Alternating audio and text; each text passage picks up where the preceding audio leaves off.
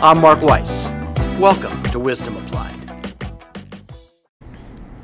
The Rock Solid Group, a fictitious name for what was once a very real group, had a lock on the services that it provided at St. Mark's Community Memorial Hospital, again a disguise for a very real place. And then, poof, it all evaporated, leaving the former members of the former group as shocked as if an elephant had disappeared from an illusionist stage. For years, Rock Solid had not only performed well, its owner physicians earned close to 100% more than what the MGMA would report as the 75th percentile compensation.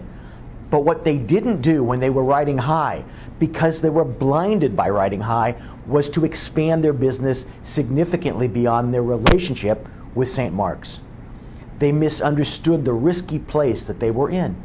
Sure, the odds that the contract between the group and the hospital would come to a screeching halt were low, but they ignored the fact that low odds times the life-changing magnitude of an end to that relationship yields an extremely high risk.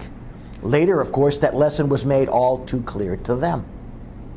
Medical groups of all shapes, sizes, and specialties must take this lesson to heart. Just because things are going well now doesn't mean that you don't need to strategize for your future. In fact, when things are going well, you're in the best position to strategize for your future. What potential risks does your group face? Where are you vulnerable? What alternatives and opportunities exist to reduce the risk and to reduce the vulnerability? Which one should you pursue? What is the first step in pursuing them? Just because you don't see a problem on the horizon doesn't mean that it doesn't exist. Absence of proof is not the same as proof of absence.